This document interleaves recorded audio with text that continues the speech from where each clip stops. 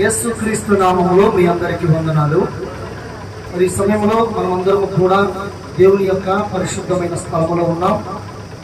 మరి ఈ సమయంలో మనమందరం కూడా దేవుని యొక్క మాటలను వినడానికి మన హృదయాలను మనం ప్రేరేపించుకోవాలి, మన హృదయాలను మనం సిద్ధపరచుకోవాలి. ఎందుకనంటే దేవుడు ఎవరైతే ఆయన మాటలు వింటున్నారో లేదో అని ఆయన మనలను పరిశీలిస్తూ ఉంటాడు. మన యొక్క హృదయాలను ఆయన తొంగి చూస్తూ ఉంటాడు. కాబట్టి మనమందరం కూడా ఆయన మాటలను వినడానికి శ్రద్ధ కలిగి, ఆయన మాటలను వినడానికి మనస్సును కేంద్రీకరించి ఆయన మాటలను మనం తప్పకుండా వినాలి. విని ఆయన మాటల ప్రకారం నడిచేటటువంటి వారిగా మనం ఉండాలి. అంతేగాని చాలా మంది కూడా దేవుని యొక్క వాక్యాన్ని వింటూ బయటికి వెళ్ళగానే దాన్ని నిర్లక్ష్యం చేస్తూ ఉంటారు. దేవుని యొక్క వాక్యాన్ని వినగానే ఏం చేస్తారంటే అప్పటికప్పుడే ఉప్పొంగిపోతారు.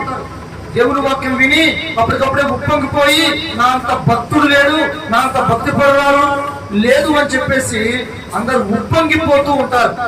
కానీ దేవుని యొక్క వాక్యాన్ని విని నెమ్మది కలిగి మన జీవితాలను మనం నడుపుకోవాలి, మన జీవితాలను మనం కొనసాగించుకోవాలి, మన బ్రతుకులు మనం వెళ్ళబొచ్చాలి. విన్నటువంటి దేవుని వాక్యాన్ని మన హృదయంలో మాత్రమే ఉంచుకొని మన హృదయాన్ని జాగ్రత్తగా నడుపుకోవాలని దేవుని యొక్క వాక్యం సెలవిస్తా ఉంది.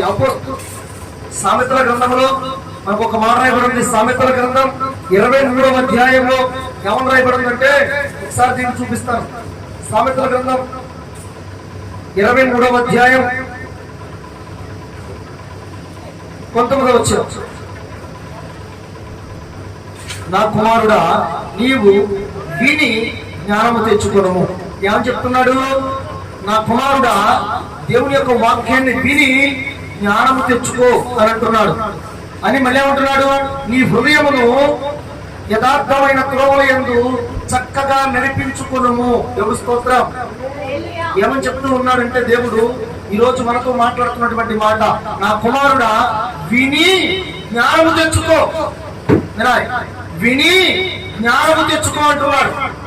విన్నటువంటి వాక్యాన్ని నీ హృదయములో, విన్నటువంటి వాక్యం ఏదైతే ఉందో అది ఎక్కడ ఉంటుంది? మన హృదయములో ఉంటుంది. మన హృదయములో ఉంటుంది. కాబట్టి ఏమంటున్నాడంటే నీ హృదయమును యథార్థమైన త్రోవల యందు చక్కగా నడిపించుకును. దేవుడి స్తోత్రం. చక్కగా మనము నడిపించుకోవాలి. ఈ విన్నటువంటి వాక్యాన్ని మనం నిర్లక్ష్యం చేయకూడదు. విన్నటువంటి వాక్యాన్ని మనము నిర్లక్ష్యపరచకూడదు. అంతేగాని వాక్యాన్ని వినేసి బయటికి వెళ్ళిపోయిన తర్వాత మరలా యథాతథమైనటువంటి జీవితాన్ని మనం జీవిస్తూ ఉంటాం. యథాతథమైనటువంటి జీవితాలను మనం కొనసాగిస్తూ ఉంటాం. ఒక విషయం మీ అందరికీ జ్ఞాపకం చేస్తాను. ఏంటంటే బాప్తిస్మం తీసుకుంటారు.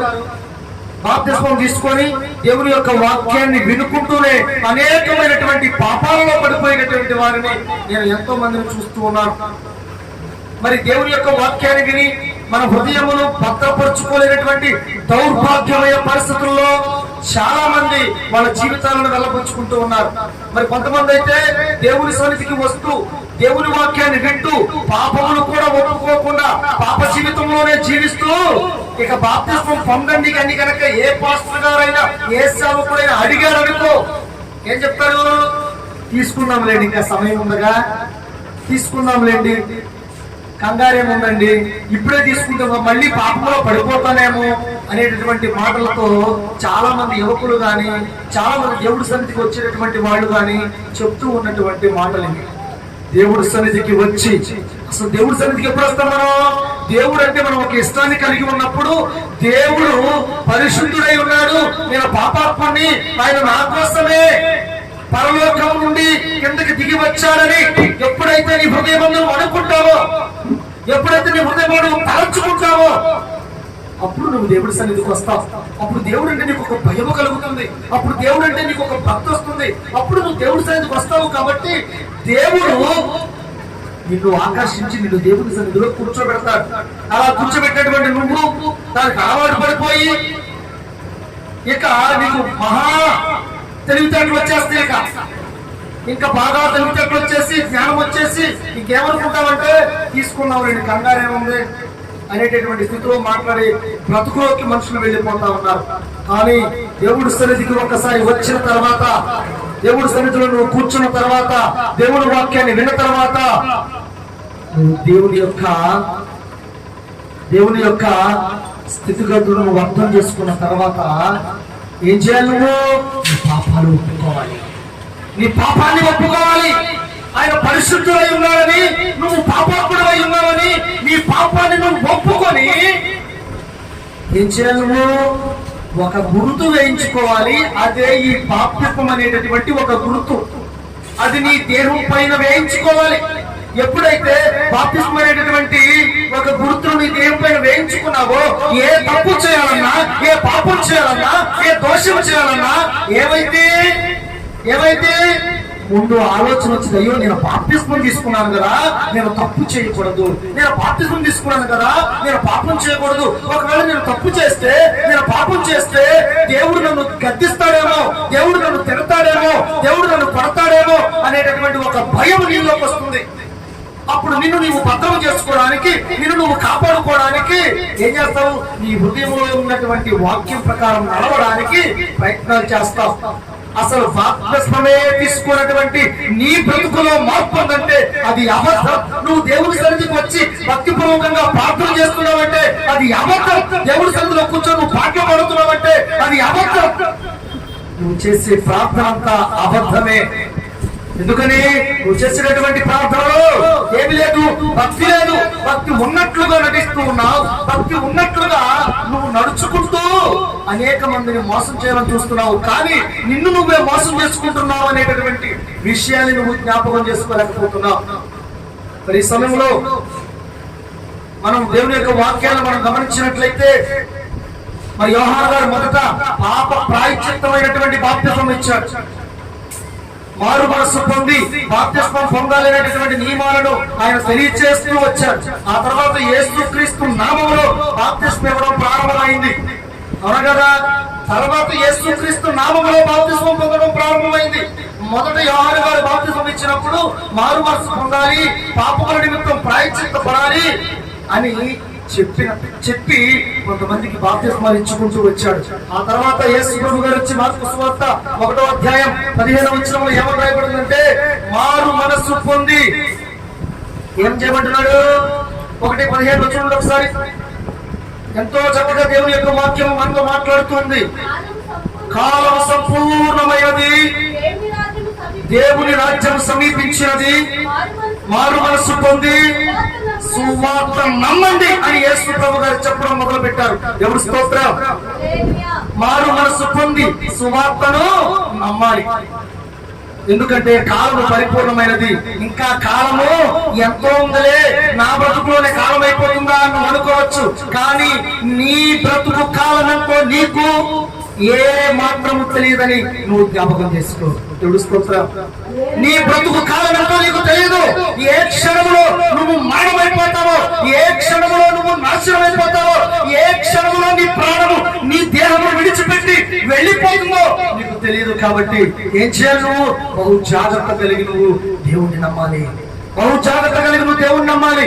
ఒకవేళ నువ్వు నమ్మకపోతే మార్కు సువార్తలో ఏమని రాయబడిందో తెలుసా? మార్కు సువార్త 15వ అధ్యాయం, మార్కు సువార్త ఒకసారి దీన్ని, మార్కు సువార్త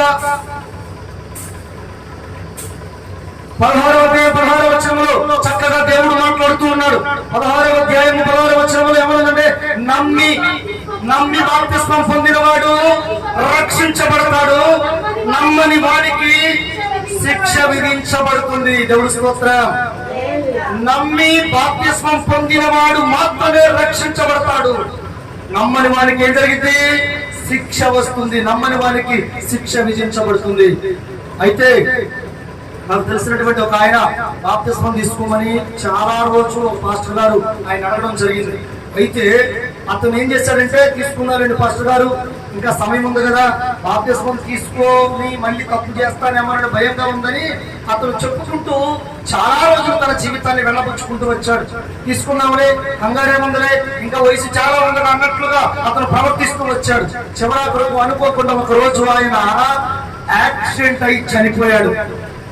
యాక్సిడెంట్ అయ్యి అతను చనిపోయాడు. ఆ తర్వాత పాస్టర్ గారు ఎంతో బాధపడ్డారు. అయ్యో బాప్తిస్మం పొందమని చెప్పారే, బాప్తిస్మం పొందకుండానే తీసుకుందాములే అనుకుంటూనే తమ జీవితాన్ని వెళ్ళబుచ్చేశాడు అని చెప్పి ఆ పాస్టర్ గారు ఎంతో బాధపడుతూ నాతో చెప్పాడు అనమాట.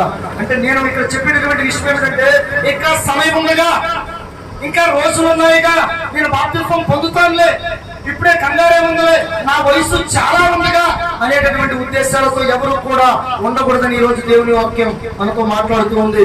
మనం నమ్మాలి, మొదట నమ్మి బాప్తిస్మం పొందాలి. మనం చేసినటువంటి బాప్తిస్మం పొందడం అంటే ఏదో నీళ్ళల్లో ముంచేసి రావడం కాదు.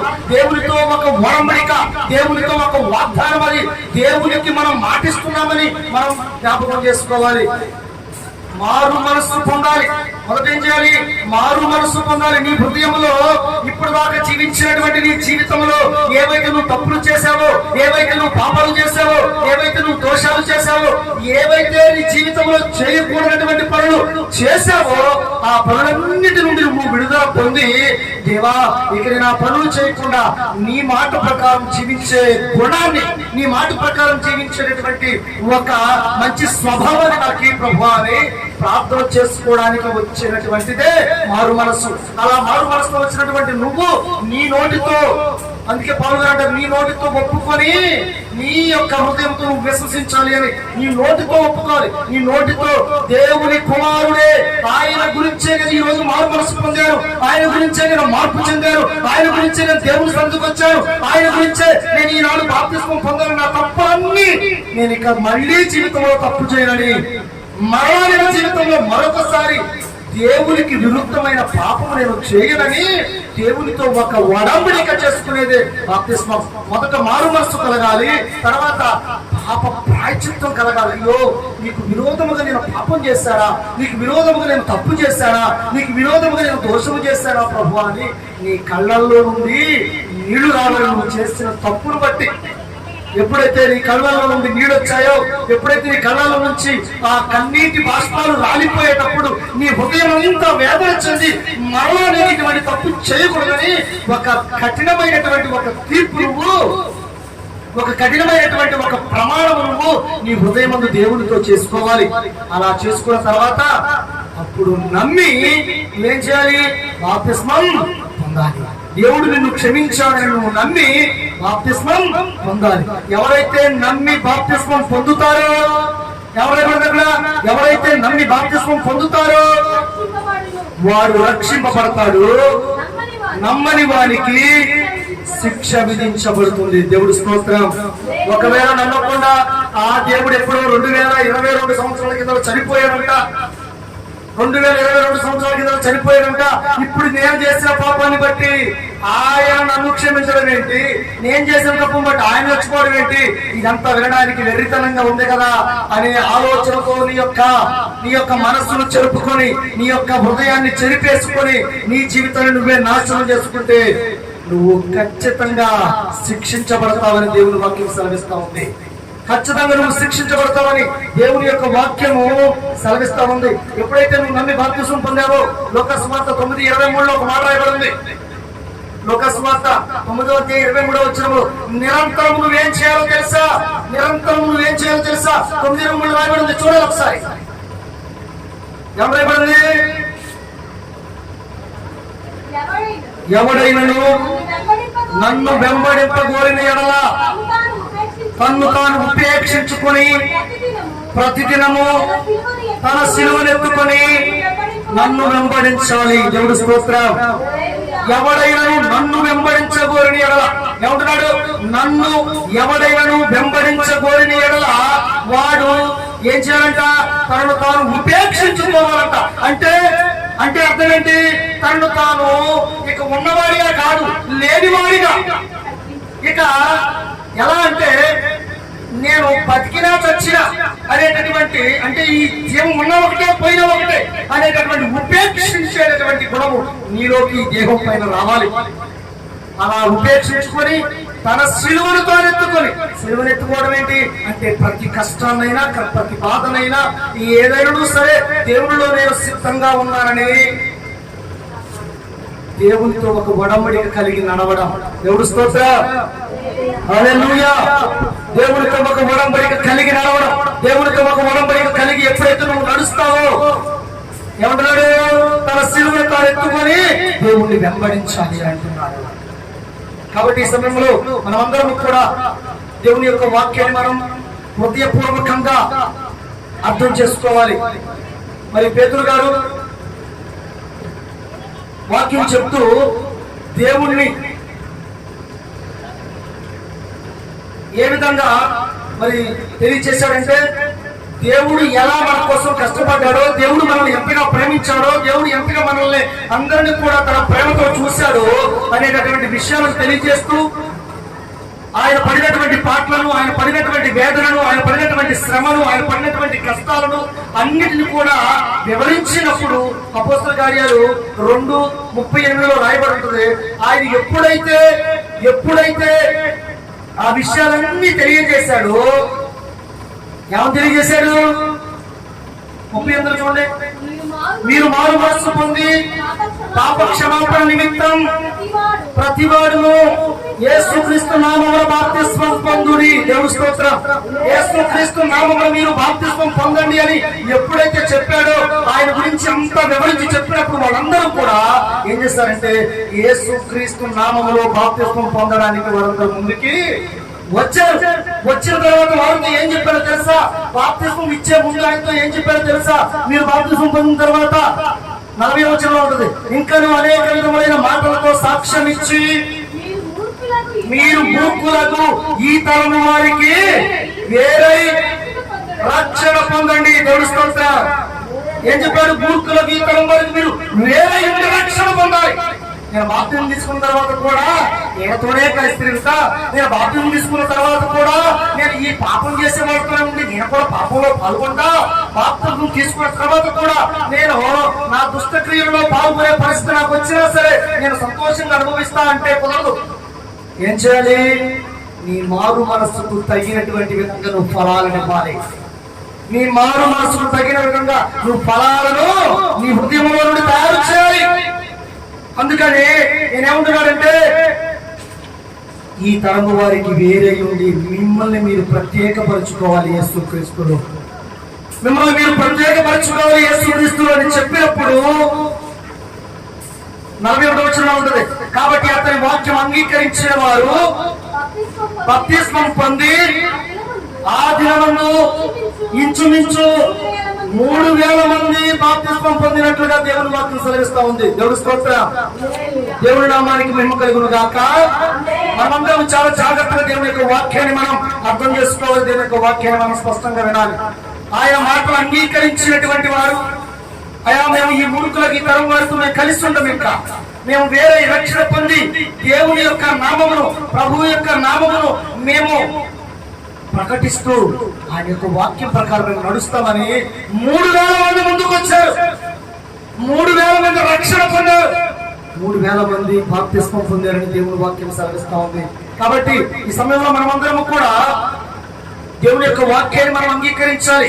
దేవుని యొక్క వాక్యం ప్రకారం మనం నడుచుకునే వారిగా మనం అందరం ఉండాలి. అయితే ఇదే విధంగా మనం చూసినట్లయితే పౌలు గారు కూడా 9వ అధ్యాయంలో, అపోస్తల కార్యములు 9వ అధ్యాయంలో ఏమని చెప్పబడిందంటే, పౌలు గారు కూడా మరి దమస్కులో క్రైస్తవులు చంపడానికి ఆయన వెళ్తున్నటువంటి మార్గ మధ్యంలో దమస్కులో ఎడారిలో యేసు ప్రభు అతనికి కనిపించినప్పుడు ఆయన కూడా బాప్తిస్మం పొందాలనుకున్నాడు. దేవుడి గురించి తెలిసిన తర్వాత యేసు ప్రభువే ప్రభు అని, యేసు ప్రభువే క్రీస్తు అని ఆయన అంగీకరించి అననీయ యొక్క ఆయన బాప్తిసం పొందినట్లుగా దేవుని యొక్క వాక్యం మనకు సెలవిస్తా ఉంది. అదేవిధంగా ఒక నపుంసకుడు దేవుని యొక్క వాక్యాన్ని చదువుతూ అపోస్తల కార్యాలు 8వ అధ్యాయంలో రాయబడి ఉంటుంది 37-38 వచనాలు. మరి ఆ నపుంసకుడు కూడా దేవుని యొక్క వాక్యాన్ని చదువుతూ అది అర్థం కానటువంటి పరిస్థితుల్లో అతను వెళుతూ ఉండగా దేవుని యొక్క ఆత్మ పిలుపును పిలిచి అతని ఎద్దకు పంపించినప్పుడు పిలుపు వెళ్ళి ఆ వాక్య సారాంశ భాగాన్ని తెలియజేసినప్పుడు ఏమన్నారో తెలుసా? ఆయన కూడా ఇదిగో నీళ్లు నాకు బాప్తిస్మం ఇచ్చుటకు ఆటంకమేమని అతనిని అడిగాడు. దేవుడు స్తోత్రం. అయితే పిలిపి ఏమన్నారో తెలుసా? 37వ వచనంలో ఉంటుంది, నీవు నీ పూర్ణ హృదయంతో విశ్వసించిన ఎడల పొందవచ్చునని చెప్పాను. దేవుడు స్తోత్రం. ఎలా పొందాలి? బాప్తిసం పొందడం అంటే ఏదో పాస్టర్ గారు వాక్యం చెప్పేశారు, లేకపోతే దేవుడి సేవకులకు వాక్యం చెప్పేశారు, నేను వినేసా, అయ్యో దేవుడు ఎంత గొప్పవాడా అని చెప్పేసి వచ్చేసి బాప్తిసం పొందడం కాదు. అప్పుడే పొంగి వచ్చేది, అప్పుడే నీలో భక్తి పొంగుకొస్తే అది వెంటనే విరిగిపోయింది. అవును కదా? పెరుగుట విరుగుడు కొరకే అంటారు, పెరుగుట విరుగుడు కొరకే అంటారు. కాబట్టి మనమందరము కూడా ఒక్కసారి ఉప్పొంగడం కాదు, పరిశీలించు, ప్రభువుని తెలుసుకో, ప్రభువుని వెంబడించు, ఆ తర్వాత నీ పూర్ణ హృదయంతో నిన్న విశ్వసించు. అందుకే కదా పిలుపు గారు కూడా ఏమంటున్నారంటే, నీ పూర్ణ హృదయంతో నువ్వు విశ్వసించు ఎడల నువ్వు పొందవచ్చు. నీళ్ళు కనబడి నేను బాప్తిసం తీసుకోవడం కాదు, కానీ నీ పూర్ణ హృదయంతో నువ్వు విశ్వసిస్తే, నీ పూర్ణ హృదయంతో నువ్వు యేసే ప్రభు అని, యేసే క్రీస్తు నువ్వు అంగీకరిస్తే ఏం చేయొచ్చు? బాప్తిస్మం పొందొచ్చు అని చక్కగా దేవుని యొక్క వాక్యాన్ని తెలియజేస్తూ ఉన్నాడు. ఆ విధంగా నపుంసకుడు పిలుపు ఇద్దరు కలిసి నీళ్ళలోకి దిగి వాళ్ళిద్దరు కూడా బాప్తిస్మం పొందడం జరిగింది. ఈనాడు చాలా మంది భ్రమపడిపోతున్నారు, చాలా మంది అర్థం కాని స్థితిలో కొట్టుమిట్టాడుతున్నారు. అరే చాలా మంది చిన్నప్పుడే మేము బాప్తిస్మం తీసేసుకున్నామని చెప్తున్నారు, లేదా మేము జ్ఞానస్నానం పొందేసామని చెప్తా ఉన్నారు. జ్ఞానస్నానము బాప్తిస్మము అనేవి చిన్నప్పుడే ఇచ్చేటటువంటివి కావు. అవి ఎప్పుడు ఇచ్చేటటువంటివి? నీ పాపం అంటే ఏంటో నీకు తెలియాలి, నీ దోషం అంటే ఏంటో నీకు తెలియాలి, నువ్వు ఏ తప్పు చేస్తున్నావో ఆ తప్పు దేవునికి విరుద్ధంగా చేస్తున్నాననేటువంటి ఆలోచన నీకు రావాలి. అప్పుడు ఇవన్నీ తప్పు అని నువ్వు గ్రహించి ఎప్పుడైతే దేవుడు నువ్వు తెలుసుకుంటావో అప్పుడు నువ్వు బాప్తిస్మం పొందాలి. అంతేగాని చిన్నపిల్లని నన్ను చిన్నప్పుడు తీసుకెళ్లి మా అమ్మ నాన్న బాప్తిస్మం ఇప్పించారంట, జ్ఞానస్నానం ఇప్పించావయ్యా నీకు, మరలా బాప్తిస్మం తీసుకోకూడదని చెప్పారు నాకు. చెప్తే నేనేం చెప్పానంటే, చిన్నప్పుడు ఎప్పుడో పాలు తాగే వయసు మరి బాప్తిస్మం ఇస్తే లేదా జ్ఞానస్నానం ఇస్తే అది ఎలా బాప్తిస్మం అవుతుంది? అది ఎలా జ్ఞానస్నానం అవుతుంది? నేను దేవునితో ఒడంబడిక చేసుకోలేదు, దేవునితో నాకు ఒక వాగ్దానం లేదు, దేవునికి నాకు మధ్య ఏ నిబంధన లేదు. మరి నేను నిలబడగలిగాను ఇప్పుడు దాకా చూస్తే నా జీవితంలో నేను దేవుని దృష్టిలో నేను పాపాత్ముడిగా కనబడుతున్నాను, దేవుని దృష్టికి నేను దోషిగా కనబడుతున్నాను. దేవుడేమో పరిశుద్ధుడిగా ఉన్నాడు, నేనేమో పాపాత్ముడిగా ఉన్నాను. ఆయన పరిశుద్ధుడై ఉన్నాడు కనుక మనము పరిశుద్ధులు చేయడానికి ఆయన వచ్చాడని చెప్తూ ఉన్నాడు. మరి నేను నా తప్పుల్లోనే నేను మునిగిపోయి ఉన్నాను ఇప్పుడు దాకా, ఒక్క నిబంధన కూడా నాకు లేదే, మరి నా మీద ఏ గుర్తు కూడా లేదు కదా, నేను ఎలా ఆయన వాడిని చిన్నప్పటి చేయాలని వాళ్ళతో మాట్లాడినప్పుడు నీ ఇష్టం అన్నారు. ఇప్పుడు మనం బాప్తిస్మం పొందాలంటే ఎప్పుడో చిన్నపిల్లలు తీసుకెళ్లిపోయి దేవుడి సన్నిధిలో నిలబెట్టేసి ఇదిగో ఏ నీళ్ళు 4 చల్లేసి తీసుకునేటటువంటిది కాదు. బాప్తిస్మం అంటే దేవునితో నువ్వు సమాధి చేయబడాలి. దేవుడి స్తోత్రం. దేవునితో నువ్వు సమాధి చేయబడాలి. అవునా కదా? దేవుడు ఎలా మరణం పొందాడో ఆ మరణాన్ని నువ్వు జ్ఞాపకం చేసుకొని నీ కళ్ళ వెంట బాప్తిస్మం తీసుకునేటప్పుడు నీ కళ్ళ వెంట నీళ్లు రావాలి. నిన్ను ఇలా వెనక్కి తిరిగి పడుకోబెట్టి నేలలోంచి పైకి లేపినప్పుడు నీ ఊపిరి ఒక్కసారిగా బిగగట్టినప్పుడు ఆ దేహంలో నుండి అయ్యో ఆయన ఇంత విలువలాడుతూ మరణించారా నా కోసం అనేటటువంటి ఒక ఆలోచన నీలో కలగాలి. అటువంటి ఆలోచన నీలో కలగలేదనుకో, అటువంటి బాధ నీలోకి రాలేదనుకో, అటువంటి వేదన నువ్వు చెందలేదనుకో, ఏదో నీళ్ళలా చల్లేసి బాప్తిస్మం అయిపోయిందని ఏదో పేరు రాసుకుని పంపించేస్తే ఇవన్నీ మతములో చేర్చుకునేటటువంటి బోధలే తప్ప, ఇవన్నీ మతములో చేర్చుకోవడానికి చేసేటటువంటి విధానాలే తప్ప ఇవేవి కూడా నిన్ను రక్షణ పొందడానికి తీసుకెళ్లే మార్గాలు కావని దేవుని వాక్యం స్పష్టంగా తెలియజేస్తూ ఉంది. ఈనాడు మనమందరం కూడా దేవుని యొక్క వాక్యాన్ని మనం స్పష్టంగా వినాలి. చిన్ననాటి నుండి దేవుడు అంటే ఏడో తెలుసు, చిన్ననాటి నుంచి దేవుడు అంటే ఎలా ప్రార్థించాలో, దేవుడి సన్నిధికి ఎలా వెళ్ళాలో అన్ని తెలిసినటువంటి లూదియా ఒక రోజు మార్గ మధ్యంలో నడుస్తూ వెళుతూ ఉంది. పౌలు శీలలు ఇద్దరు కలిసి సముద్రపు తీరాన దేవుడి యొక్క వాక్యాన్ని ప్రకటిస్తా ఉన్నారు. అపోస్తల కార్యములు 16వ అధ్యాయంలో రాయబడినది 14-15 వచనాల్లో లూదియా అనేటటువంటి ఒక స్త్రీ మనకు కనబడుతుంది. ఆమె తుయతైర పట్టణస్తురాలు. ఆమె ఏం చేస్తుందంటే ఓదారంగుబడిని పింకు పొడిని అమ్ముకునేటటువంటి ఒక స్త్రీ. ఆమె ఏం చేస్తుందో తెలుసా? ఆ పిండిని అమ్ముకోవడానికి, ఆ పొడిని అమ్ముకోవడానికి ఆ ప్రాంతానికి వెళ్ళినప్పుడు సముద్ర తీరమున ఇద్దరు వ్యక్తులు యేసే ప్రభు, యేసే క్రీస్తు అని ప్రకటిస్తూ ఉన్నారు. ఆయన తప్ప వేరొక దేవుడు లేడని ఎంతో యథార్థమైనటువంటి స్వరముతో, ఎంతో పటిష్టంగా వారు గొంతు ఎత్తి ప్రకటిస్తూ ఉన్నప్పుడు ఆమె ఆ మాటలు విని ఆయన ఏ విధంగా శిలువలో మరణించాడో, ఏ విధంగా మన పాపాలను బట్టి, మన యొక్క దోషాలను బట్టి, మనం చేసిన తప్పులను బట్టి ఎలా మేకులు కొట్టించుకున్నాడో, ఎలా శిలువలో ప్రాణత్యాగం చేశాడో, దేహమంతా ఎలా తుట్లుగా పడేటట్లుగా పట్టించుకున్నాడో, అవమానాలు పడాడో, ఎలా ఉమ్మేయించుకున్నాడో, మరి తలపైన మొండ కిరీటం పెట్టి ఎలా పట్టించుకున్నాడో, ఆయన ఎన్ని బాధలు మన నిమిత్తం అనుభవించాడు అనేటటువంటి విషయాల గురించి పౌలు సేవలు అక్కడ బోధిస్తా ఉన్నప్పుడు ఆ తొలితొయ పట్టణస్థురాలైనటువంటి ఆ లూదియా మాటలు విని వెంటనే వెళ్ళిపోయి వాళ్ళ దగ్గరికి వెళ్ళి ఇంటికి తీసుకుని వచ్చింది. తీసుకుని వచ్చి ఏం చేసిందో తెలుసా? వాళ్ళ కుటుంబ వాళ్ళందరూ కూడా పిలిచింది. చదవండి ఆ మాట. 16వ అధ్యాయం ఉంటుంది, 15వ వచనం. ఆమె ఇంటి వారు బాప్తిస్మము పొందినప్పుడు నేను ప్రభువునందు విశ్వాసము కలదానని మీరు ఎంచితే, దేవుడు స్తోత్రం. చూడండి, ప్రభువునందు నేను విశ్వాసము కలదానని ఆమె నిరూపించుకుంటూ తన కుటుంబం వారందరికీ కూడా ఆమె బాప్తిస్మం ఇప్పిస్తా ఉంది.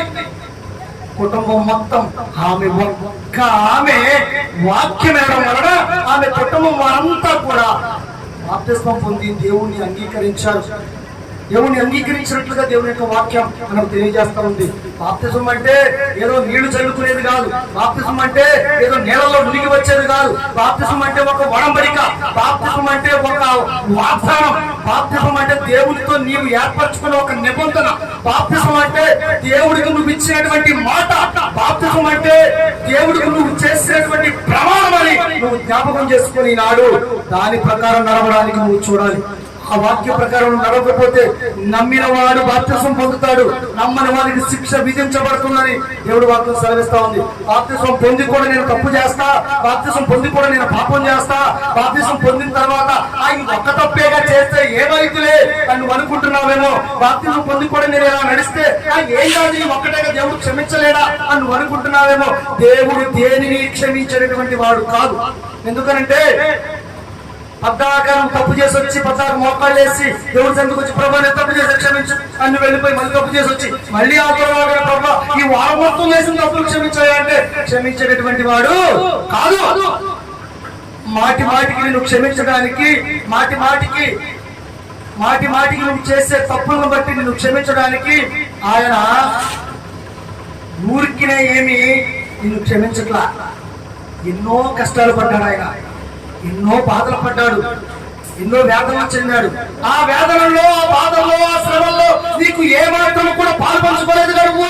అందుకనే వారం తప్పు చేసి, వారం పాపం చేసి దేవుడి సన్నిధికి వచ్చి మోకాలు వేసి ప్రభాని తప్పు చేశాడు క్షమించాలంటున్నావు. ఆయన పడిన బాధల్లో ఒక్క బాధను నువ్వు అనుభవిస్తే, ఆయన పడిన శ్రమల్లో, ఆయన పడిన కష్టాల్లో ఒక్కటైనా నువ్వు అనుభవించగలిగి ఉంటే మరలా అటువంటి తప్పు చేయడానికి నువ్వేనాడు ప్రయత్నం చేయవు. మరలా అటువంటి పాపం చేయడానికి నువ్వు ఏనాడు కూడా నీ తలంపుల పాపం వైపు చూడలేవు. ఎందుకంటే పేతురు గారు ఒక మాట అంటారు, పాపము కలిగిన కన్నుల వంటి హృదయం కలిగిన వారు ఉన్నారు. పాపం చేసినటువంటి కన్నులు కలిగిన వారు ఉన్నారు. మరి ఈ పాపపు కళ్ళు ఎప్పుడు మంచి కళ్ళుగా మారుతాయో అని ఆయన వేదన చెందుతూ ఆ మాట రాస్తాడు. లేఖన భాగంలో మనం పరిశీలన చేయాలి. యేసు ప్రభులాగా నిన్నేమి మేకులు కొట్టించుకోమనట్లేదు, తన సిలువను తాను ఎత్తుకొని రమ్మంటున్నాడు. అంటే నిన్నేం మేకులు కొట్టించుకోమనట్లేదు, నిన్నేం బయటకు పోటు దొక్కలో పెట్టి పొడిపించుకోమనట్లేదు, నిన్నేమి ముళ్ళ కిరీటం నెత్తి పెట్టి ఆ తాడుతో నిన్ను నెత్తి పెట్టి పట్టమని చెప్పట్లేదు. లేకపోతే వాల్చెండికి చివర ముళ్ళు కట్టి వాల్చెడుతో నిన్ను కొట్టినప్పుడు ఆ చర్మము లాగిచ్చి వచ్చేట్లు విధంగా నిన్ను వాల్చెడుతో దెబ్బలు కొట్టించుకోమని చెప్పట్లేదు, నిన్ను రాళ్లతో కొట్టమని చెప్పట్లేదు. నిన్ను ఏ విధమైనటువంటి శ్రమ అనుభవించమని చెప్పట్లేదు. ఆయన ఏమంటున్నాడంటే నా వాక్యం ప్రకారం నువ్వు నడువు, నా మాటల ప్రకారం నువ్వు జీవించు, నీకు ఏది పొరుగు లేకుండా నేను చూస్తానంటున్నాడు. మనమేమో వారం తప్పు చేసి వారం పాపం చేసి ప్రభా పోయిన వారం నుండి ఈ వారం దాకా నువ్వు మమ్మల్ని కాపాడావు, నేను పాపం చేసినా తప్పు చేసినా నీ ఎన్ని చేసినా నువ్వు మమ్మల్ని కాపాడుతూనే ఉన్నావు, మరలా వచ్చే వారం కూడా కాపాడయ్యా అని మనం ప్రార్థన చేస్తున్నాం. కానీ మన హృదయాలలో మాత్రం ఏ విధమైనటువంటి మార్పు లేదు. మార్పు లేని మనుషుల్లాగా, మార్పు లేని రాళ్ళులాగా, మార్పు లేనటువంటి ఒక వస్తువులాగా మన జీవితాలు మారిపోయాయి తప్ప మన జీవితాలలో ఏ విధమైనటువంటి మార్పులు కలగట్లేదని దేవుని వాక్యం సెలవిస్తా ఉంది.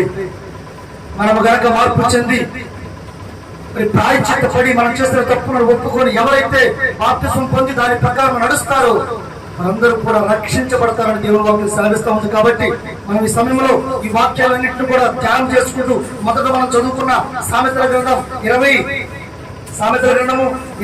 అధ్యాయం 19వ వచనంలో చెప్పినట్లుగా